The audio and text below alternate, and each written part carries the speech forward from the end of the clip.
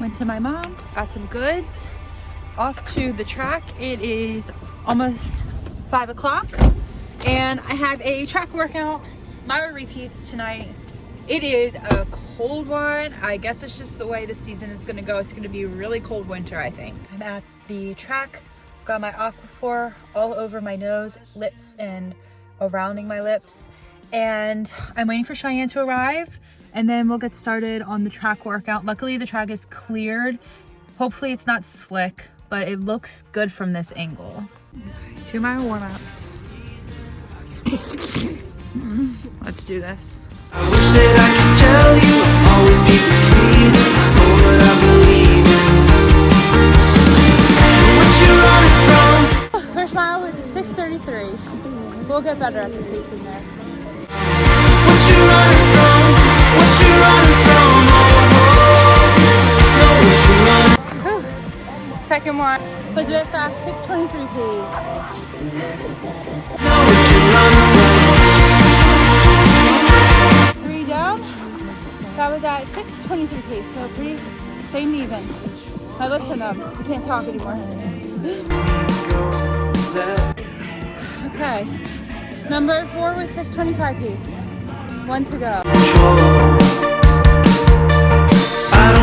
All right, we pushed it last lap. Our last mile was a 6:13. I made it. We did it! Merry Christmas.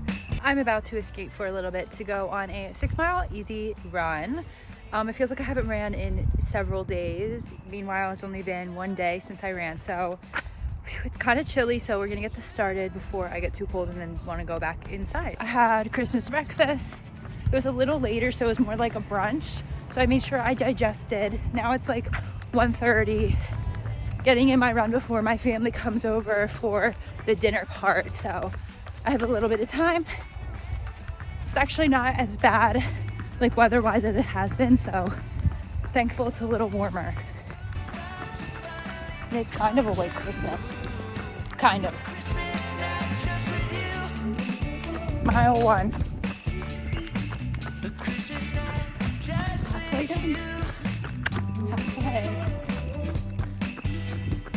Mile 5. All right, 6 miles all done. It's so cold, my phone's about to die. So I got home just in time. 1 mile into my 9-mile run this Thursday.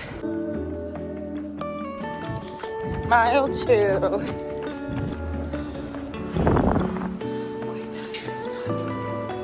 Underdressed. It's freaking cold out. At mile 6. A couple more miles to go. It's getting dark, but I'm in my new light vest. This light is really good. Unfortunately, my loop was too long. So now I have to walk back, and I want to say it's going to be like 0.5, so we'll see. I am tracking it if my watch stays alive. So it's post-run. I was so freaking cold. My hands were white like a ghost. So I put on these thick gloves and changed my outfit, obviously, and now I'm at the gym, and I absolutely do not want to be here. But that is not the attitude we're gonna have. We're gonna change it because we're able to be here today. We're healthy, we're not injured, we're not sick. So we're able to work out, and these days count when you're working towards your goals. So I need to get a second gym session in for legs this week. So I'll probably do legs on Monday and then legs again Wednesday. I have no idea. It's really hard to coordinate my lifting schedule right now with the track meets. It is just important to get your butt into the gym and start, and then whatever happens after that is fine as long as you get to the gym. I almost forgot to vlog today. It is Saturday, and today is the first day of my run group, the Bensalem Girlies Run Club. They are going to start training for the Love Run. Well, we are going to start training for the Love Run. Today they have 8 miles, and I have 4, and my sister has 4. So what she did is she's running out 4 with them, and then I parked at this spot here. I'm gonna switch off with her and run 4 miles back with them. What I did do was I stopped at Dunkin' and got some donuts and some hot chocolate for the girls, because as you can see, it's raining out right now. Pretty dreary weather. So this is a shakeout run for me because I do have a track meet tomorrow. I'm racing the 1500, and this is the prelims in the women's Colgate game. So there's 2 prelim rounds, and then that's this weekend and next weekend. And then the third meet is going to be the semifinals. You have to get enough points to participate. And then the finals will be the last event, obviously. And that's another day where you have to have enough points to be able to participate. So I'm hoping I can rack up enough points in the 1500 this weekend and next weekend in order to make it to the semifinals and the finals. So I wound up not recording any of my run because it was raining and pretty dreary out. But after that run, I went home, took a nap, and used my compression legs while I was sleeping. It's Sunday, and today is another track meet. I have my bag full of stuff all ready to go. So now I'm just waiting for my sister. I definitely need to get gas. My gas thing just came on, and then we're gonna hit the road and go to New York. We're going back to the Armory. Today is the first preliminary round of the women's Colgate games. So today I'm running the 1500 and hoping to score some points so that I can keep tallying up points to get to the semifinals and then the final.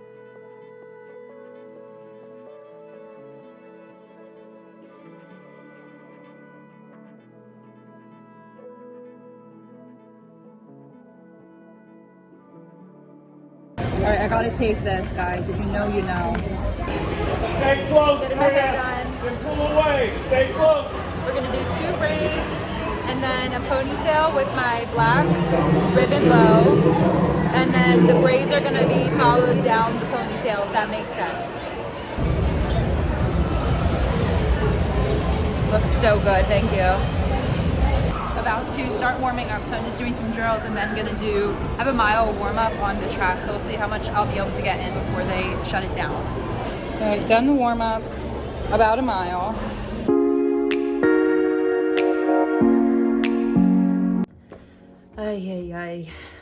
I do not know what happened last night, but I do know I'm just so disappointed with my results. I achieved what I set out to do, which was get a lot of points. I did place first in my division, but sometimes that doesn't really feel as good as when you're being competitive with yourself and getting a time that you're happy with. So yes, I got first. I'm happy with that. I'm leading the competition, but my time was very, very disappointing, and I'm so confused as to why I ran that time. But I've had time to think on it, and I did watch my recap video, so I kind of wanted to watch it again with you guys, commentate on what was going on, and regardless what happened, there are no excuses. I ran what I ran, and I'm just really hungry to get faster. So a little context to how I got seated into my heat. So there were 3 total heats because there were a lot of women. And basically it was first come, first serve. So I was in the first heat. I was the 3rd girl to arrive. You get your bib scanned, and then you stand in line, and then they'll break off when they think the heat is gonna be too full. So luckily I was in the first heat, but it was not seated based on time. And so you have no idea who in your field is able to run your pace or who is gonna be your competition. So you just kind of go off blind, and I usually don't like to go off hot and lead the pace for the run. So I like to kind of cut behind the leaders. And I shouldn't have done that for this race. That's the first thing that I did wrong. Let's start this off. They didn't record the gun going off, but you can see here coming around the corner, I settled behind the girls here, which was a bad idea. And I realized right away that we were kind of jogging and that this pace was not what I wanted it to be. So at that point, I broke off and got into the front to start to set the pace. I was nervous. I don't know what these girls are capable of. I should have just went based on what I wanted to and just kept going at a faster speed. But I don't like, wearing myself too thin right hot out of the gate. So I just kind of got into a comfortable rhythm here, it looks like, and just was running. So we're gonna see what happens here. So the girls are still right there behind me, coming around that turn and around the straightaway. So this would be kind of the first full lap, I guess, of the full 200 meters coming through, 105-ish. It's also weird because you're not doing 8 laps like you would do for an indoor 1 mile. So again, these splits, being able to see the clock and what you're running, is kind of difficult to do math for me while I'm running. So I didn't really know what pace I was at, but I knew that I just need to stay ahead of the girls. My sister did tell me on the upcoming term that I was, you know, ahead of them and that was gonna be okay, and just to focus on my race. So that's kind of what I did here. So coming through this next lap. It looks like I'm running slow, probably because I was. I'm coming through there. The good thing about this race is it felt like it went by fast, like the laps went by faster. So that was good. I felt like I was already at the 800 meters to go. So mentally it was good to have that. Now this is where I started to lap people. So I had to go around them because everyone was in lane 1. So I was passing on the right, which at some points I was passing on the turns, which I don't like to pass on. And as you can see here, I had to go out into the 3rd lane to pass people because they were running side by side, which it's a banked track, so it's kind of uncomfortable to run up like a little hill. So that's what I had to do, which adds seconds onto your time. But honestly, I'm not going to make excuses and say that all the times I had to pass somebody on a banked turn was the reason why I ran the time I ran. I'm not going to make excuses. I just didn't run fast enough. All right, I'm coming around here. Again, I don't think I mentally was setting sights on the person in front of me and using them to go faster, which is what I usually do, like a cat and mouse game. I just think I was just doing what I could. On this backstretch here, there were people in the stands on the top and they were so supportive. They were like, just run your time, girl. It's you against the clock, being really supportive. The thing that I love about these track meets is just how everyone is so encouraging and supportive. I've had people that I met at previous track meets here cheering for me, so it was just a really good support system to have. You can see here, coming around a turn again, passing on the turn. So those like 42s are fine. I mean, I would have liked to be a little faster than that, but a 42 isn't horrible.